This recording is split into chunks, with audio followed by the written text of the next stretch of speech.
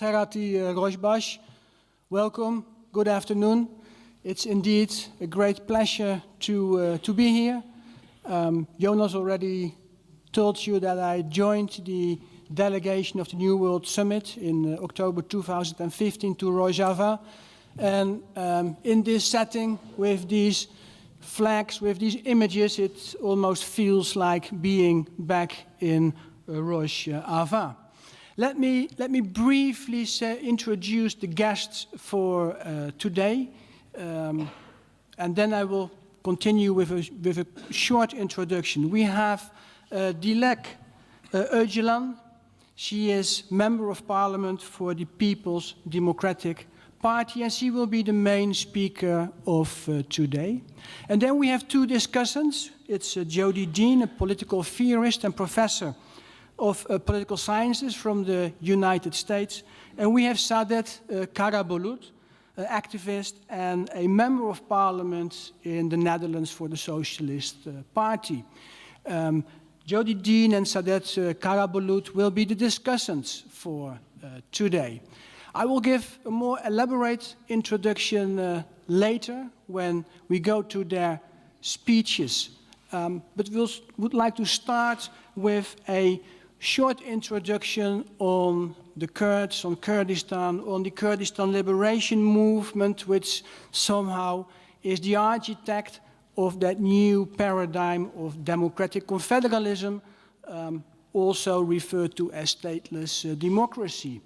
And when you give a talk on Kurds and Kurdistan, it's somehow apparently tempting to start by telling that the Kurds are the fourth large population in West Asia with 30 to 40 million of people, that Kurdistan is in the northern part of the Middle East, but I will not give you more of these textbook knowledge.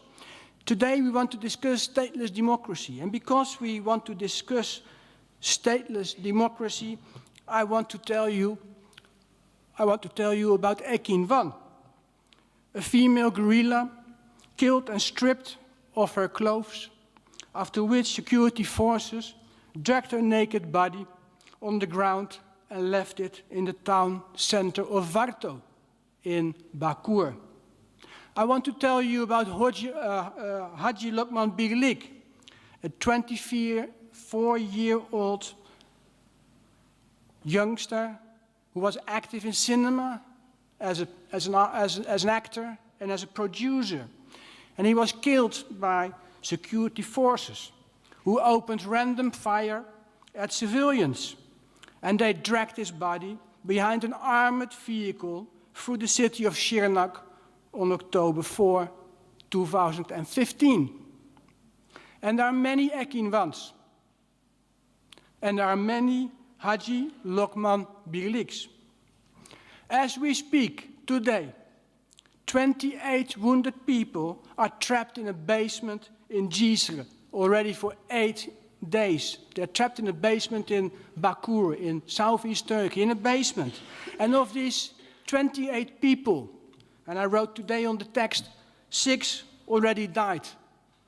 But 1 hour ago, we received the news that another person died. So 7 people already died, and the others are in life-threatening conditions. And the municipality of Cizre every day sent the ambulance several times to the place where they are trapped.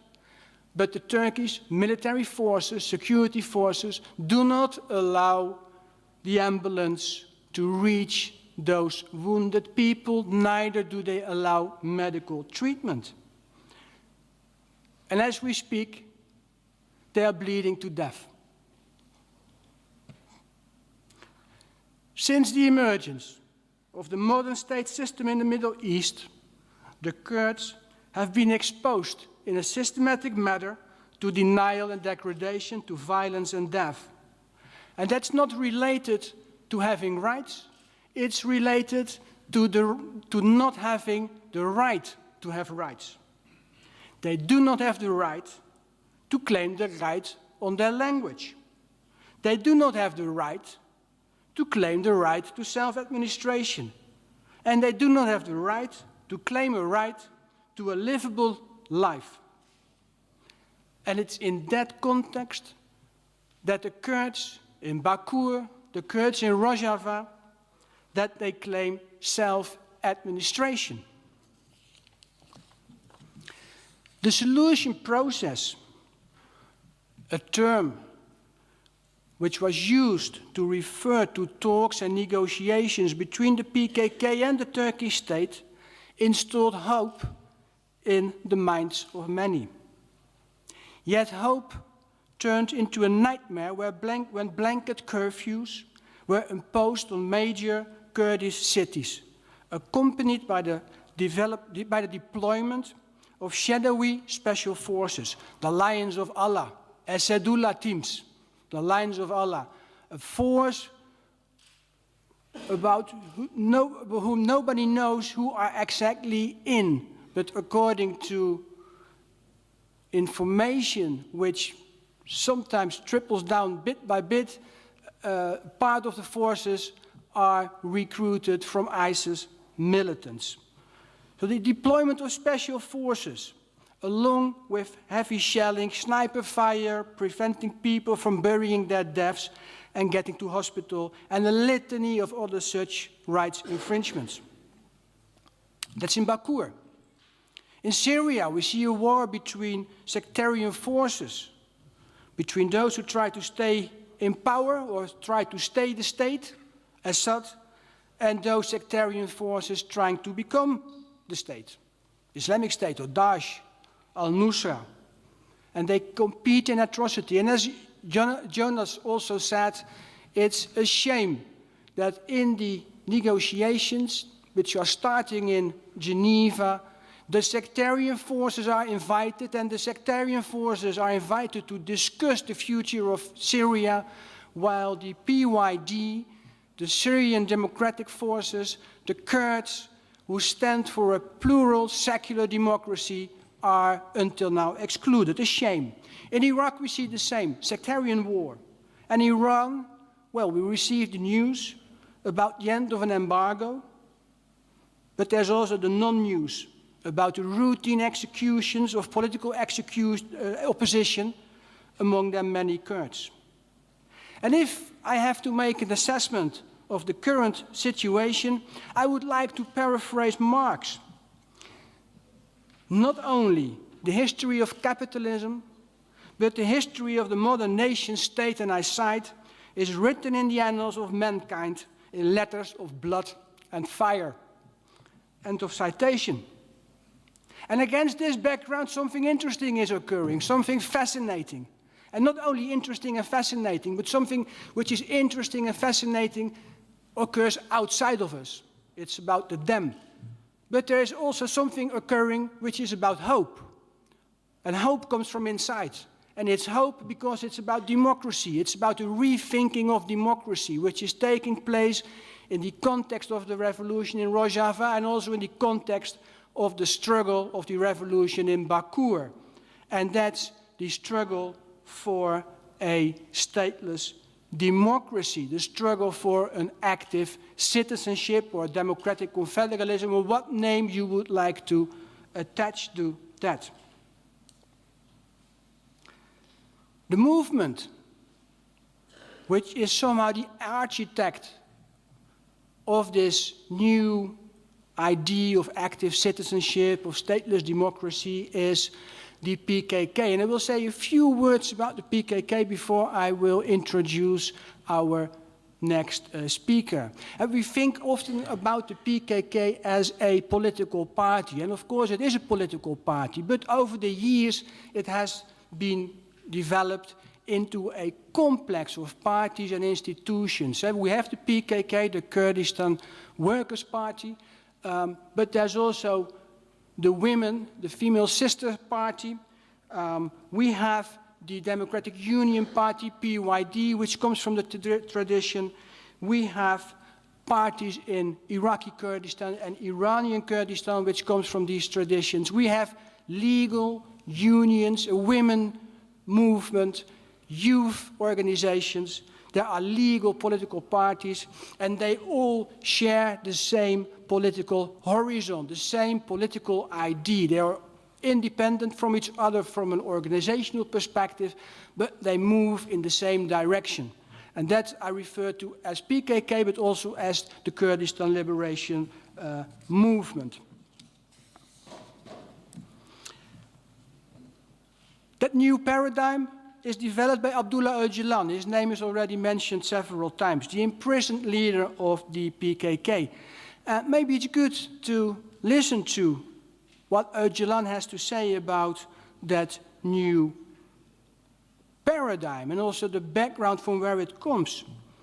And in one of his publications on the democratic civilization, Öcalan says, as a critique, contrary to what is thought, capitalism does not mean economic development, but the systematic denial of economy. The nation state, he says, does not equal democracy, freedom, and human rights, but is the denial of these values.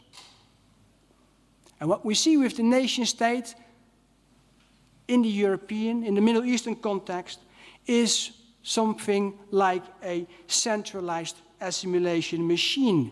It aims to transform cultures into culture, languages into language,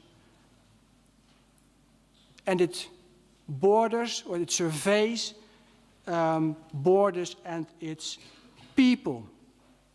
The alternative is also, there's that idea of stateless democracy, which is also fought through by PKK leader Öcalan. And what Öcalan says is that people are to be directly involved in decision-making and decision-finding processes of society. And Öcalan says that this relies on self-government of local community, and it's organized in the form of open councils, town councils, local parliaments, and larger congresses. And this he refers to as democratic confederalism. I will not say more about democratic confederalism and self-administration right now. I think it's time to give the floor to Dilek Öcalan. As I said, she is a member of parliament from the HDP. It's a secular, progressive, democratic party in Turkish parliament. And she is in parliament a member of the parliament's Committee on Equal Rights for Men and Women, as it is called in Turkish. HDP is HDP is a radical democratic party. It's secular. It introduced a gender equal co-sharing system in politics in Turkey. And in line with that, it has a 50% gender quota and a 1% quota for LGBT community in the party council. HDP is an associate member of the Party of European Socialists and a consultative member of the Socialist International. The HDP is facing structural criminalization today from the side of the Erdoğan regime of Turkey, which accuses the party of being under the command of the Kurdistan Workers Party, PKK. It's not. But as I said, they share the same political horizon, the political IDs. HDP participates in national elections. It passed the 10% threshold. 13% it took in the elections of June 2015, in which the AKP lost its absolute majority and could not continue to rule as it was used to rule. And the AKP corrected this result by means of an elective robbery of HDP votes under disguise of constitutional procedures. And one of the responses of the Kurdish movement to state power has been the development and the declaration of self-administration. And I'm sure that Dilek Öcalan will tell us more about this idea of self-administration. Dilek, the floor is yours.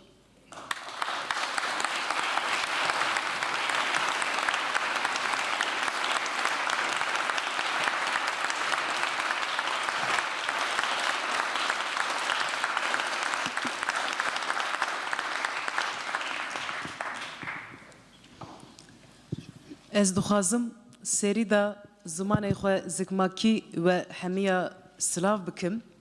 Serî da hevalê me jin, dîsa hevalê me xort û ciwan û hemû beşdervanan ve hemiya birêzdarî silav dikim. Ez dibêjim du navberê ve de îro nikaşekî pir giring em ê çêbikin, di wî warî da jî ez gelek kêfxweş û serbilindim. Dîsa di Bakurê Kurdistanê da şerekê dijwar berdewam dike. Di wî şerî da di şehîdên demokrasiyê ez bibîrtînim û ber têkoşînê van ez bejnê xwe ditevînim û destpêkê min xwast ez şehîdên têkoşînê jî em bir bînin. Hepimizin bildiği gibi Orta Doğu'da şu an derin bir siyasi, toplumsal, ekonomik ve kültürel kaos ve kriz yaşanmaktadır. Bu kaos ve krizin temelinde Orta Doğu genelinde ve bölge devletleri özelinde statükoyu korumayı esas alan bir siyaset anlayışı ve yapılanmasının hakim olması yatmaktadır. Dolayısıyla egemen klasik siyaset anlayışının toplum tarafından faydalı bir iş olarak görülmesi, sorunu çözen bir mekanizma olarak algılanması yaklaşımı yoktur. Dolayısıyla bunun için de bu tarz bir siyaset topluma yabancıdır ve toplum ondan uzak durur. Amaçları böyle dar ve devletçi, antidemokratik çerçevede çizilen bir siyasetin siyasetçilerine düşen ise halk adına, halka rağmen ve halk karşıtı bir faaliyet olmaktadır. Toplumun değil, devletin çıkarlarını esas alır. Devlete kulluğu meşrulaştırır. Dolayısıyla toplumu siyasetin dışına iten, siyaseti statükonun korunması çabasına indirgeyen, tekçi, eril ve antidemokratik baskıcı ve inkarcı planlamanın bir zihniyetin aşılması Orta Doğu için bir zorunluluktur. Birinci Dünya Savaşı'nda Sykes-Picot Anlaşması'yla Orta Doğu'da yapay sınırlar çizen emperyal güçler, halklar ve kültürleri bölmüşlerdir. Artık bu yapay sınırlar dağılmakta ve yeni dinamikler çerçevesinde şekillenmektedir. Yeniden belirlenecek sınırlar halkların gönüllü birlikteliğini esas alacak bir şekilde olmak zorundadır. Aksi takdirde başta Kürtler olmak üzere bölgedeki bütün halklar yeni acılar yaşamaya devam edecektir. Orta Doğu'daki mevcut devlet yapılanmaları Avrupa'daki ulus devletlerin kötü bir kopyası gibidirler. Ulus devletin Orta Doğu geleneğiyle bütünleşmesini ifade eden mevcut bölge devletleri ve bu devletlerin geleneksel yapıları Orta Doğu halklarının özgürlük, eşitlik ve kardeşlik özlemlerinin önünde birer bariyer gibi durmaktadırlar. Orta Doğu'daki hiçbir devletin demokratik bir sistemle yönetilememesi ne kadar haklı olduğumuzun da göstergesidir. Türkiye ve İran gibi görece seçimlerin yapıldığı yerlerde ise devlet iktidarını tekeline alan oligarşik bir vesayet sistemi vardır. Orta Doğu'da halklar arasında hiçbir zaman bir sorun yaşanmamıştır. Sorunun kaynağı mevcut devletlerin varlığı ve politikalarıdır. Irak ve Suriye'deki kaos bu devletlerin halka dayanmadığının da göstergesidir. Halka dayanan, meşruiyetini halktan alan hiçbir devlet düzeni kolay kolay yıkılamamıştır. Orta Doğu'daki devletlerin halkların demokratik taleplerini boğan sistemlerine karşı alternatif bir sistem bugün Rojava'da yaşanan devrimle doğmaktadır. Rojava'da kanton özerk bölge yönetimlerin kurulmasıyla kanton bölgede yaşayan halkların özgürlüğü ve eşitliği teminat altına alınmıştır. Özerk yönetim bölgelerinde halk seçilmiş kurum ve meclisler aracılığıyla kendisinin yönetir.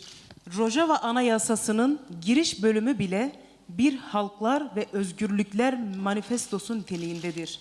Anayasanın giriş bölümü şöyle başlamaktadır. Din, dil, ırk, inanç, mezhep ve cinsiyet ayrımının olmadığı eşit ve ekolojik bir toplumda adalet, özgürlük ve demokrasinin sesi için demokratik toplum bileşenlerinin siyasi, ahlaki yapısıyla birlikte çoğulcu, özgün ve ortak yaşam değerlerinin kavuşması için kadın haklarına saygı ve çocuk ile kadınların haklarının köleleşmesi için savunma, öz savunma, inançlara özgürlük ve saygı için bizler demokratik özerk bölgelerin halkları, Kürtler, Araplar, Süryaniler, Asuri ve Arami, Türkmenler ve Çeçenler olarak bu sözleşmeyi kabul ediyoruz. Demokratik özerk bölge yönetimleri, ulus devleti, askeri ve dini devlet anlayışını aynı zamanda merkezi yönetimi ve iktidarı kabul etmez. Özerk yönetim, siyasi partiler, halk meclisleri, etnik ve inanç grupları temsilcilerinden oluşmaktadır. Yönetim tabandan örgütlenir.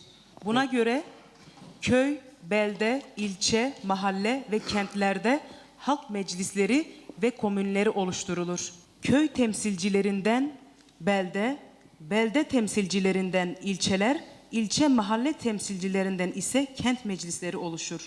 Yine kent meclislerinin içerisinde ayrıca siyasi partiler, etnik ve inanç grupları, kadın ve gençlik meclis ve örgütleri, sivil toplum örgütleri yer alır. Özerk sistemde her etnik ve inanç grubu ile gençlik ve kadın, yine sivil toplum örgütleri ve meslek grupları da örgütlenmelere giderek meclisler içerisinde yer alır. Kent meclislerinin temsilcilerinden de özerk bölgelerin genel meclisleri oluşur. Aynı zamanda yasama meclisi olan özerk bölge meclisleri de bölge yönetimini oluşturur. Yönetim siyasi parti, etnik, kültürel ve dini yapıların temsil oranlarına göre belirlenir. Demokratik özerklik, merkezi, bürokratik, tekçi devlet mekanizmasının ve ona yön veren milliyetçiliğin reddi ve onun yarattığı sorunların aşılması anlamına gelmektedir. Çoğulcu, demokratik, eşitlikçi ve dayanışmacı bir anlayışın siyasete hakim kılınmasını hedeflemektedir. Devlet yapılanmasının çoğulculuğa, farklı renklere ve seslere açılması, tekçi devlet yapılanmasının çoğulculaştırılması iddiasındadır. Yine yetkinin merkezde toplandığı bürokratik ve hantal mekanizmanın aşılması, yerinden yönetim ilkesinin yaşam bulmasını amaçlamaktadır. Devletin kendinde merkezileştirdiği yetkilerinin halka paylaştırılması, halkın siyasete çekilmesi, siyasetin çekim ve çözüm gücü haline getirilmesidir. 4 yılda bir sandığa gitmenin demokrasi olmadığı çoktandır dile getirilen bir husustur. Tüm vatandaşların kendi yaşam alanları ve sorunları başta olmak üzere söz sahibi olması, uygulama ve çözüm gücü haline gelmesi, devlete bağımlılığın en asgariye indirgenmesi hedefleyen bir siyasal mekanizmanın açığa çıkarılması, demokratik özerkliğin siyaset ilkelerini oluşturmaktadır. Demokratik özerklik, başta Kürt halkı olmak üzere bölge halklarının bir araya gelerek kendi demokrasilerini kurma ve kendi toplumsal sistemlerini organize etme hareketidir. İçte demokratik ulusu, dışta ise ulus üstü yapılanmayı ifade eder. Toplumun siyasal, sosyal, ekonomik, kültürel, inanç ve mezhepsel, etnik, cinsiyet özgürlüğüne dayalı, ekolojik, communal alandaki örgütlenmelerinin birliği ve örgütlenmiş toplumun kendi kendini yönetme organizasyonudur. Türkiye başta olmak üzere Orta Doğu'daki devletlerin merkeziyetçi yapısına alternatif olarak yerel demokrasinin güçlendirilmesi, toplumun yönetime daha aktif katılımı ve kararların yerelden alınması demokratik özerkliğin temelini oluşturur. Eğitim, sağlık, bütçe gibi konuların merkez yerine yerelde tartışılarak karara bağlanması ve uygulanmasına dönüktür. Özerk bölge ve kentlerde farklı halklar ve inanç topluluklarının yönetime katılması, kadınların tüm karar mekanizmalarında eşit temsili, eğitimin öz yönetime bırakılması yine önerilerimiz arasındadır. Toprak, su ve enerji kaynaklarının özerk bölgelere devri ve özerk bölge yönetiminin denetiminde yereldeki asayişin tümünü sağlayacak resmi yerel güvenlik birimlerinin kurulması, bu birimlerin anayasal kurallar çerçevesinde ihtiyaçlara bağlı olarak kurulmuş merkezi savunma ve güvenlik birimleriyle koordineli olarak çalışması yine başlıklarımız arasındadır. Orta Doğu'da Kürtler başta olmak üzere halkların özgür iradelerine pranga vurulmuştur. Orta Doğu'nun merkeziyetçi ve üniter devletleri yerelde neyin iyi, neyin kamu yararına olduğuna karar vererek bu yetkisinin sadece kendilerinde olduğunu düşünmektedirler. Yerel yönetimlerin güçlendirilmesi talebi merkeziyetçi devletin adeta kabusu olarak ortaya çıkmaktadır. Bu nedenle Türkiye, Avrupa yerel yönetim özerklik şartını sınırlı kabul edebilmiştir. Bölünme fobisi Orta Doğu'daki her devletin ölüm fermanı olarak addedilmektedir. Halkların özgür iradesine dayanmadan kurulan bu devlet halkların taleplerini tehdit olarak algılamaktadırlar. Biz devletin bütünlüğünün, toplumun güvenlik ve istikrarının baskı ve zorlama ile değil, devleti demokratik olarak yeniden yapılandırmak ve halkın siyasete katılımını sağlamakla mümkün olacağına inanıyoruz. Demokratik özerklik,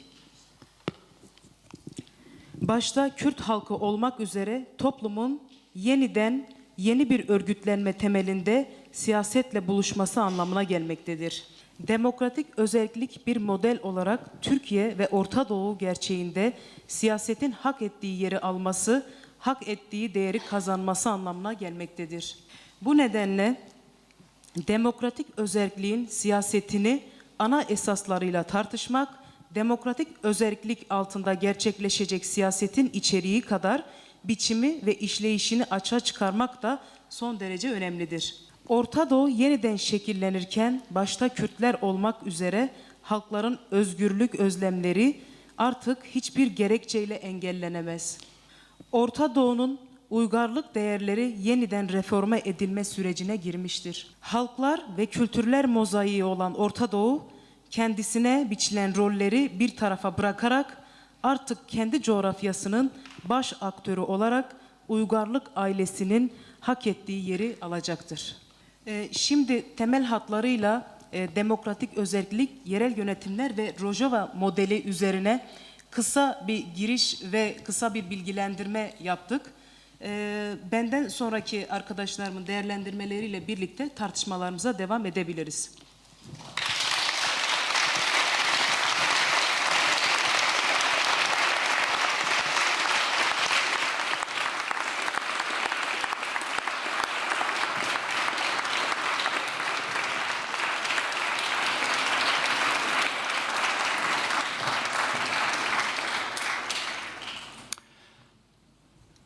Dilek Öcalan, thank you very much for your talk. But I would like to continue with Jodie Dean as the first discussant, and she is a professor of political science at the Hobart and William Smith Colleges in the United States, and she also held the position of Erasmus Professor of the Humanities in the Faculty of Philosophy at Erasmus University in Rotterdam. In one of her latest books, The Communist Horizon, she argues that we need to return to broad visions of a different society, a different future, a future which is a collective effort. And she eschews all sorts of liberal individualism. In both The Communist Horizon and another book, Crowd and Party, Dean argues for the importance of the party, I think, in both ideological and organizational manners. Ideological in the sense of the ability to keep alive collective desires, and organizational as being the coordination mechanism between the horizon of collective desires and the daily practices through which we want to realize or enact them. And may I ask you, Jodie Dean, to give an initial response to the speech of Dilek Öcalan and the imagination of a stateless democracy. The floor is yours. Great. Thanks very much, and thank you, Dilek Öcalan, for your very inspiring and wonderful remarks. I'll have some very specific kinds of questions, and then a couple of broader reflections. Specifically, could you tell us about the process involved in the social contract? What are the groups involved in putting together the social contract, and how that came about? Like, was there like a ratification, or was it different communities, or did some people put it together and then take it out and people talk about it? So I'm interested in hearing more about the social contract process and how that became a social contract understood as a contract by multiple groups. So then, the second kind of concrete question is about what the different, I'm not sure exactly what they were called, if they were called the people's assemblies or the different local gathering groups or the administrative groups. What do they decide? At one point, you were talking about different assemblies at different localities that build up. And you mentioned that different ethnicities were there, and women and NGOs, young people, every group. And so I'm wondering, what do they decide? What are their decisions? Do they decide on taxes? Or can they decide whether or not to, I don't know, tear down buildings, build buildings, distribute food, take things from other people? I mean, how does that work? And then one last question is, could you tell us a little more about the economy? Now, I understand that Rojava is in has a war economy and also a kind of communal economy. But could you tell more about the economic relations? And one reason I was thinking is when you talked about the different groups, you emphasized different ethnic and gender groups and even NGOs, but I didn't know what to think about different class groups or people by economic sector. And so I was hoping to hear more about that. Yeah? Okay, so those are my kind of general, my specific questions. One of the things that I was struck with is what now appears to me as a kind of disconnect between democratic confederalism and the term stateless democracy. Because what I heard was a description of democratic confederalism as a state model, that it wasn't a non-state model at all, but a different configuration of the state.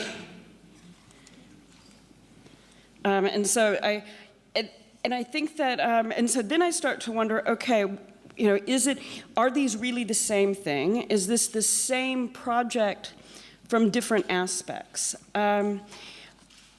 And if it's the same project from different aspects, then what would one aspect mean? I mean, to say stateless democracy can seem like really anarcho-radical or something, but is it that, or is it actually just mobilizing civil society into kind of civil society politics that has been, was widespread in the former Eastern Europe, parts of Western Europe and Latin America in the 70s and 80s as a politics against the state? And that politics was about mobilizing society in a way to try to have social revolution. But that politics also came up against the state and the market in different places and in different times. It wasn't ever able to replace the state, and clearly wasn't able to replace the market. In fact, became another vehicle for privatization, the increased commercialization and commodification of society, and intended to backfire.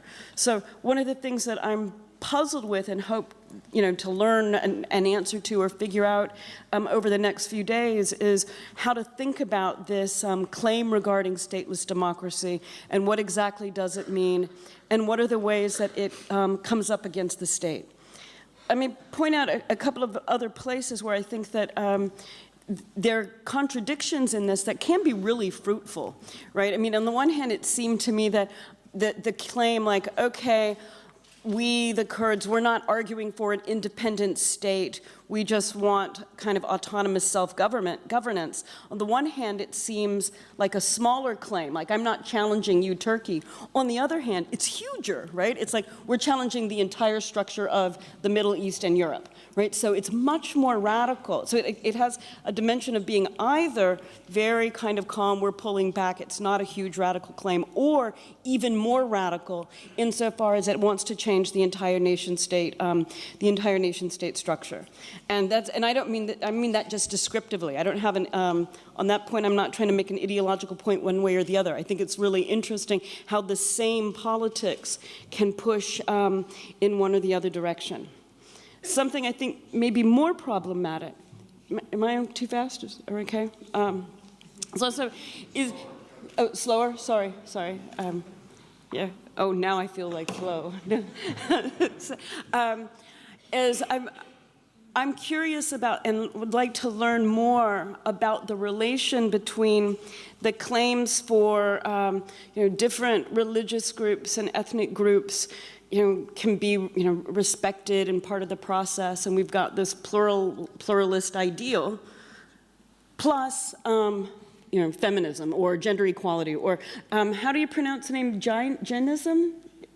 What is the Kurdish term? How do you say it? Genealogy. Jinsiyet? Genealogy. Genealogy? Okay, people have a sense of what I'm trying to say. So how do those things fit together? Because it would seem to me that the claim for women's equality is an extremely radical claim that cuts across lots of different ethnic and religious and cultural practices. And it's not a matter of saying, okay, every cultural practice is okay. It's like, actually, no. Like, if you've got a cultural practice that's rooted in male hierarchy, yours doesn't count anymore.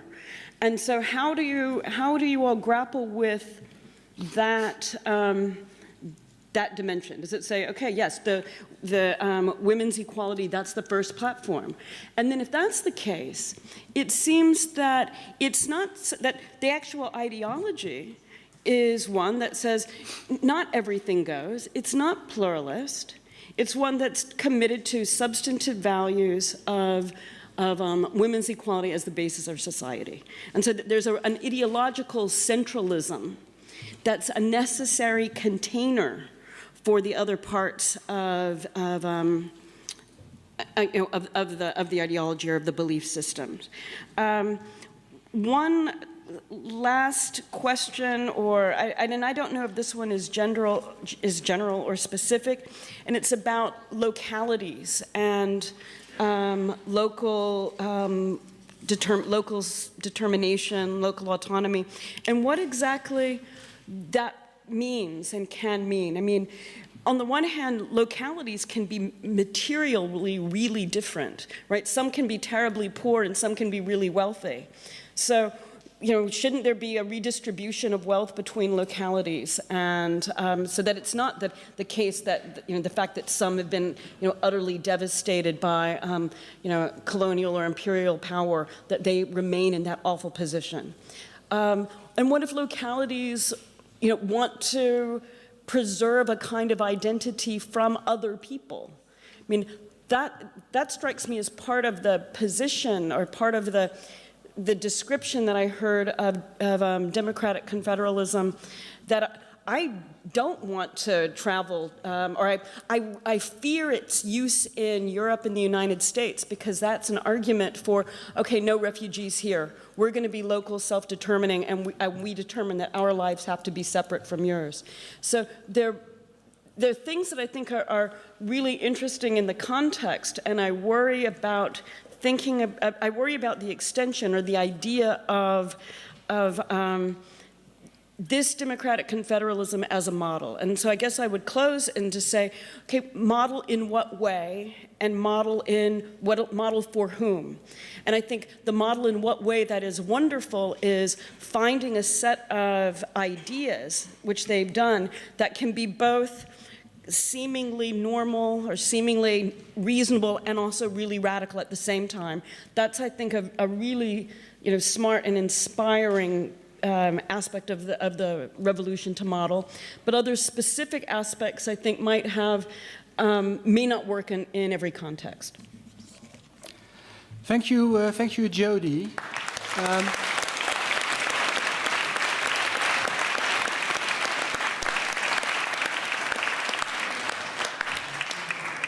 A lot of fascinating questions we will engage with in a moment, but first I would like to go to Saadet Karabulut and give her the opportunity to give a response. Saadet Karabulut is Member of Parliament of the Socialist Party in the Netherlands. She is spokesperson on social affairs and integration. And before she became an MP, Saadet Karabulut was member of the Municipal Council of the City of Amsterdam, active in the Student Union, and chair of the Federation of Democratic Workers, or the Federation of Democratic Workers Associations, I have to say, DDEF, an organization established by progressive workers from Turkey. And may I ask you, Saadet, to reflect on the speech of Dilek Öcalan on the imagination of a stateless democracy, the practice of a stateless democracy, and how you can relate to that as a representative of the Socialist Party. But I also want to share with you another concern. I came from a conference at the European Parliament a few days ago. It was an inspiring conference, it was a nice conference, but there was something which annoyed me a lot and made me very uncomfortable, and it had to do with the stance of most of the political fractions, or many people in the different political fractions at the European Parliament. When they look at the political problem in Turkey, they look at the problems in Turkey from a security discourse. So we have a problem with terrorism, and Turkey gives a rightful response, but it has to be proportionally. That's the main perspective from which they look to the problems we are facing today, and they seem not to look at the problems we are facing in the Middle East, in Kurdistan, as a political problem for which we need to find political solutions. So I would like to challenge you also on that, Saadet. The floor is yours. Thank you. First of all,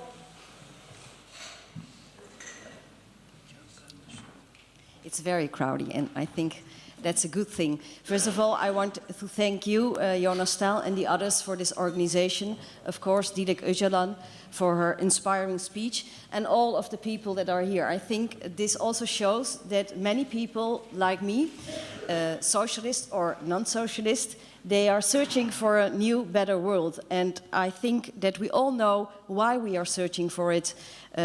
This is the part of the subject that we are talking about. I would have asked these politicians, in response to your last question, in Europe, so is it proportional? Is it proportional what Turkey is doing by killing a part of her own community?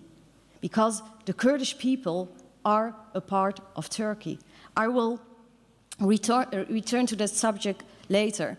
As a member and member of parliament for the Socialist Party, I can tell you this, that our political goal is not a stateless democracy, but, and that is what we have common, I think, we are struggling for democratization of the society, of economy, of the politics.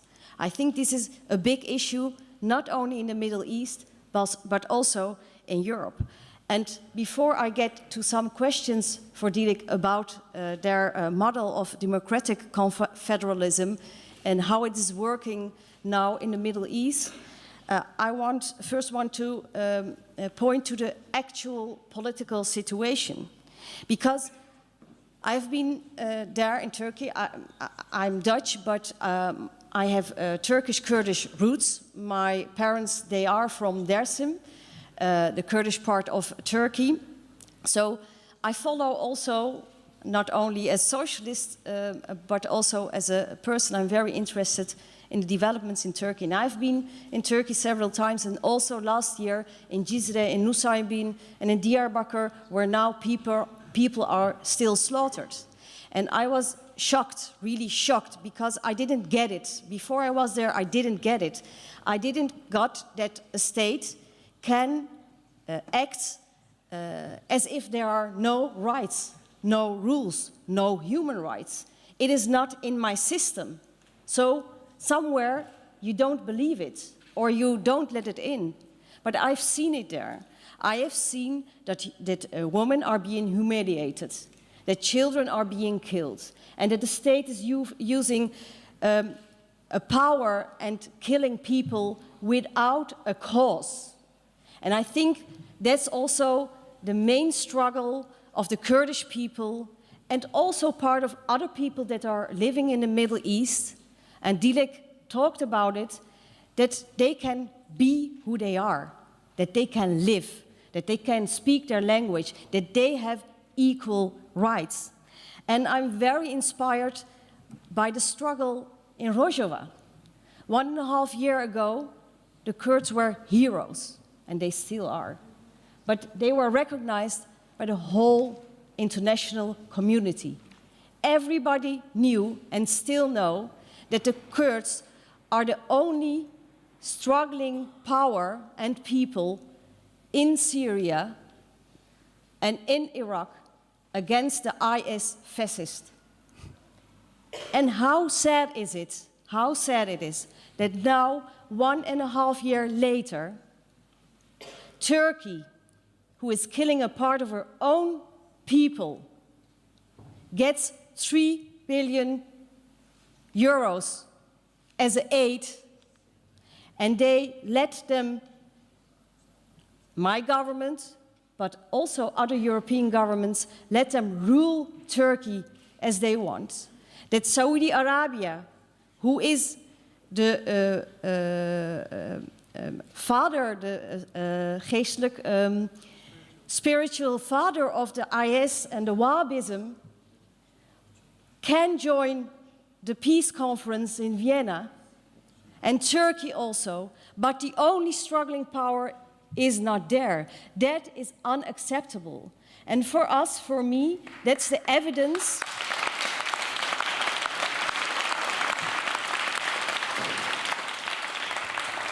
That's the evidence that the countries who also are responsible for the chaos and the killings in the Middle East now don't want peace, but are continuing their politics with weapons. And I think this has to stop. And there are some things that have to happen in short term. Of course, first of all, the Kurds and all other people who are part of the Middle East, they have the right for self-determination. They must be part and serious partner, and so also Rojava, of the international community of the peace talks. That is number one. The second is the peace talk. The first thing that has to happen is that the weapons, that there comes a ceasefire without condition. Because every day, and still now, people are being killed and children are being killed, and there are people starving from hunger. So we don't, like my government did yesterday, we must not send more bombs, we must send food and aid. And not $3 billion to the Turkish government, because they have their own interest and they are not really interested in getting a solution for the people, but they want to prevent that the Rojava, for example, gets really a success, and they are taken seriously by the international community. Give that money to the people, to the international aid organization, because there are lots of needs for the refugees there. And a last thing, the Western governments, and Dilek said the failed states in the Middle East are a bad copy of the Western democracies. But I can say that the current political failed states are, of course, the cause of the current situation and the wars in the Middle East. But it's a pity that our governments are also copying these failed states. So our governments must not go for their own interests or the interests of the United States for getting more oil and other resources from the region, but they must say, okay, we go for peace and we want the self-determination of the people. And if you do that, you also must stop exporting weapons to failing states like Turkey and Saudi Arabia and Qatar, because we know who use these weapons. And these are some things that I think are very important to stop the wars in the Middle East. And I think that's the first step for, indeed, the self-determination, so that the people, all people who are part, no, the Middle East is of different people, and they must decide what and how they want to govern. And in that perspective, it is, of course, very important that Rojava is taken seriously by the international community, because I'm very impressed. I saw this documentary a while ago, I think, 1.5 years ago, on Vice News about the upcoming of that self-dependent autonomous regions in Rojava, the cantons. And the nice thing is that is what we are all talking about in Europe. Yes, we want diversity, we want equal rights, we want different people in a pluralistic, secular society to have their own ground rights and to live as they want and to get the democratic rights to make your own decisions. And that's what they are in this very, very difficult situation in Syria and the chaos. They are doing that, they are showing us that. So if the European community, if my government, if the European governments and the other big states like the United States, if they don't take these people serious, who can they take serious then? Only themselves and their own interests. And then I come to the interesting system or model of autonomous regions and democratic confederalism. I think, as I said, we are also in Europe, but especially my party here in Holland, searching for a new solution for the anti-democratization of the society. It's very difficult. It's very different. We have a different society here, but for me, it's always inspiring to look at Turkey and the Middle East, how they are doing. But we, as Western countries, we don't know the autonomous regions or self-named autonomous regions. They are always part of existing nation states. So autonomy within a region can actually only be reached with agreement of that central government. Otherwise, it's independency or separation or things like frozen conflict. But the interesting thing of the speech of Dilek Öcalan, and of course of the success of the HDP, is that they showed that it's not impossible to live together, that it's not impossible that Muslims and gays, men and women, that they can have the equal rights, that they can respect each other, and that they can gain support of lots of people from different backgrounds within the democratic process, within the parliamentary. And of course, the reaction of Erdoğan and his regime, they totally freaked and they totally panicked. Because if we show that it can, and HDP showed it, then you must do that, then you must democratize. Because if you can give people rights that they want, they will live together, so we can end this war. This Kurdish question, all people want it in Turkey. I know it. Turks, Kurds, Alevis, Sunnis, nobody wants to die their children, that their children die. And that's why he took out the card of, again, stopping the peace process, starting the war. And to Turkey and our government, we want this. We want them to stop the killings in the region. We want the Turkish government to stop the war. We want them to retake the peace process, to stop the guns, also the PKK, of course, so that we can go on the democratic way. And about the autonomous regions and democratic confederalism, to Dilek, I have some questions. Can you formulate them in about 1 minute? Yes, sure.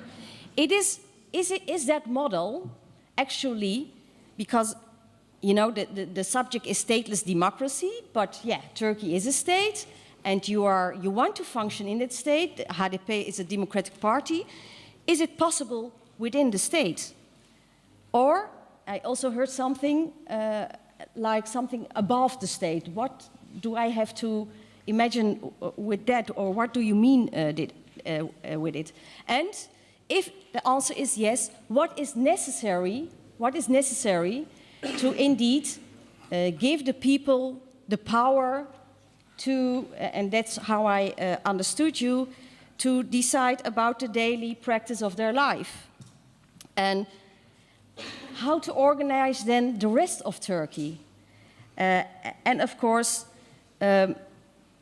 how can we help, we as parliamentaries of Holland, but also the other European countries, to support your struggle for democratization of Turkey and for the rights of self-determination of the people of the Middle East. Thank you.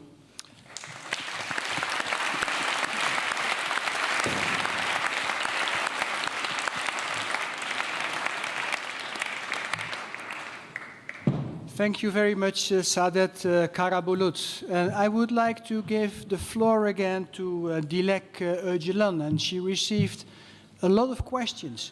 And it would be unfair to ask her to give a response in, let's say, 5 minutes, but I will be unfair.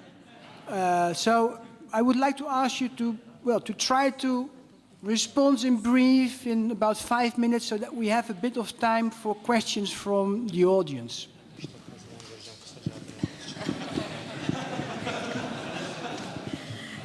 Öncelikle çok adil değil çünkü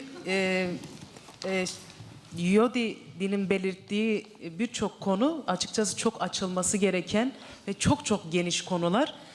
O nedenle hani 5 dakikayı aşar diye düşünüyorum. Şimdi öncelikle Rojava Anayasası'nda nasıl bir özellik sisteminin ortaya çıktığına ilişkin bir sorusu vardı. Ona kısaca birkaç cümleyle açıklık getirelim.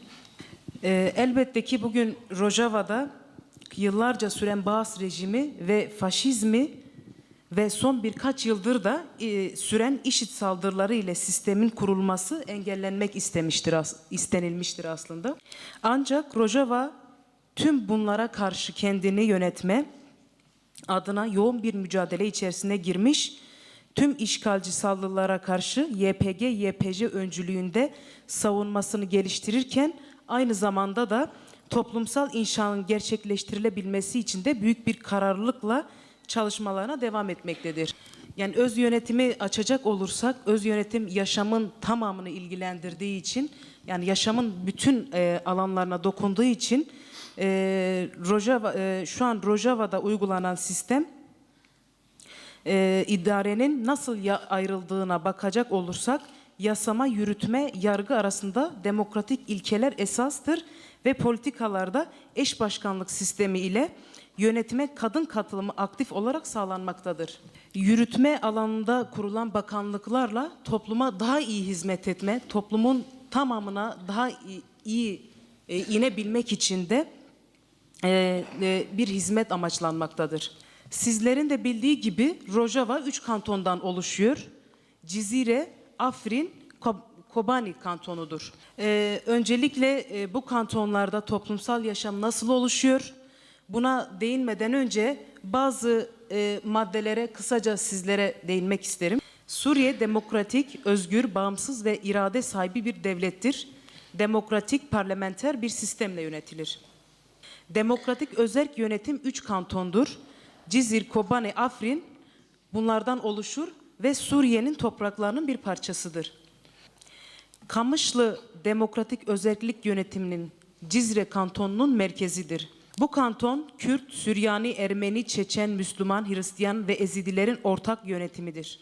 Kantonda yaşayan halklar ve inançlar arasındaki ilişkiler halkların kardeşliği, ortak yaşam ve dayanışma temellidir. Cizre kantonunun resmi dili Kürtçe, Arapça ve Süryanicedir. Bunların yanı sıra da diğer diller de güvence altına alınır. Kanton yönetimleri ve merkezleri arası ilişkiler demokratik özerklik esaslarına göre gerçekleşir ve savunma gücü de YPG'dir. Toplumsal sözleşmede gençlerin siyasete ve yönetime katılmaları güvence altına alınır. Ve daha uzun sayabileceğimiz birçok alanda belirttiğimiz hususlarda, bu belirttiğimiz çerçevelerde toplumun ihtiyacına göre yaşamı şekillendirir ve o şekilde devam etmesini sağlar. Birkaç tane toplumsal olaylara örnek verecek olursak, çocukların çalıştırılması, çocuk yaşta evlilik, çocuklara yönelik psikolojik ve fiziki işkenceler de yasaktır. Bir başka soruya hani kısaca değinmek istersek, demokratik konfederalizmde ekonomi, ekonominin genel olarak Rojava'da nasıl hayat bulduğuna ilişkin, kapitalist ekonomiye, özel mülkiyete karşı grup ya da topluluklar ekonomisini savunan bir sisteme sahiptir Rojava. Bundan kastımız tekelleşmeyi hedeflemeyen, azami karı esas almayan, kontrolü kendi elinde olan, üretimle bağ içinde olan, kendine yeterlilik esas alan, toplumsal ihtiyaçlar üzerinden gerçekleştiği için kullanım değerini esas alan bir ekonomi ya da mülkiyettir. Böylesi bir mülkiyet yapılanmasının zaten özelliği fazla kalmayacaktır. Kapitalist ekonominin tekel karının hedef almadığı veya tahrip etmediği hemen hiçbir şey kalmamıştır. Ekolojik dengenin bozulması, çevre kirliliği, çığ gibi büyüyen işsizlik, hedefsiz artan üretim, toplum sağlığının hiçe sayan tarımsal üretim, aşırı tüketim, tarımsal üretimden kaçma ve benzeri konularda da demokratik konfederalizmde alternatif ekonomik yaklaşımlar geliştirmek durumunda kalınmıştır. I'm afraid that we are running out of time, already 15 minutes too late. It will not be possible to answer all the questions, but we would like you to answer one question, the last question. That was the question, I think, posed by Saadet Karabulut, also about the role of us, the role of the Netherlands, or us, social movement, political parties, representatives, activists. What could we contribute to the struggle?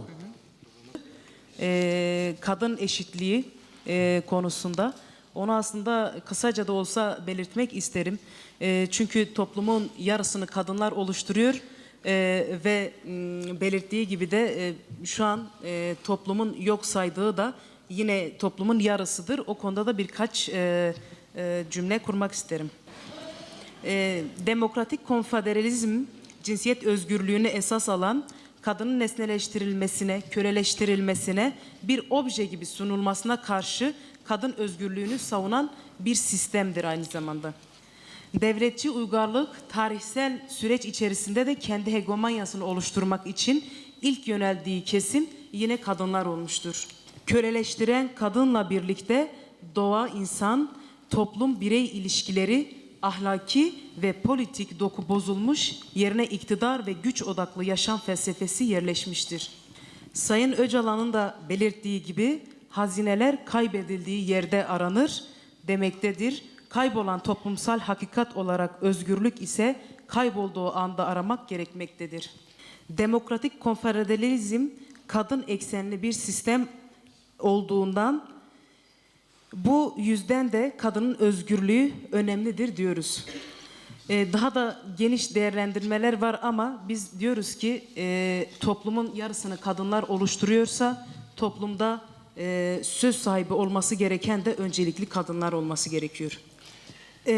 Saadet arkadaşın sorusuna artık geçelim. Zamanımız dar olduğu için daha geniş değerlendirmek isterdik. Devletsiz demokrasinin aslında Türkiye'de bir devlet olduğunu ve burada da öz yönetimlerin nasıl yer bulmasına ilişkin bir sorusu vardı zannedersem. Çok kısaca o zaman aslında öz yönetimlerin devletlerin de işini kolaylaştırdığını ve bir anlamda da devletin yükünün azalttığı sistem olarak dile getirebiliriz. O nedenle devletin sınırlarıyla, bayrağıyla, toprağıyla herhangi bir sorunun olmadığı, zaten herkesin bulunduğu mekanlarda, bulunduğu topraklarda kendi kendisini yönetebilmeleri de hiçbir şekilde anayasaya, demokrasiye aykırı bir durum olmadığını belirtmek isteriz. Son olarak da Avrupa devletlerinin şu an Türkiye'de uygulanan vahşete sessiz kalmaması ve orada uygulanan hukuksuzluklara karşı ses çıkarması ve gerekli tedbirlerini de alması, o temelde de Türkiye'nin demokratik bir rejime evrilmesi için de zorlamalarda bulunması elbette ki şu an Avrupa'nın yapması gereken temel işlevdir. Elbette ki şu an Kürdistan'da yaşanan bu vahşetin, bu savaşın birer parçası olan Avrupa devletleri bunlardan da haberdar konumdadırlar. Bu neticede de tekrardan bu bozulan bu sistemi tekrardan onarmak için de artık bir an önce ellerini taşın altına koymaları ve direkt alternatif çözümler sunmaları gerekiyor. Değil basın açıklamaları, yanınızdayız, destek veriyoruz değil, direkt birebir bu sürecin içine dahil olmaları gerekiyor ki yarın için çok geç olabilir. Beni dinlediğiniz için çok teşekkür ediyorum. Hepinizi tekrardan saygıyla selamlıyorum. Biraz zaman aşımına uğradım. Onu da artık mazur gör. Thank you very much for listening to me.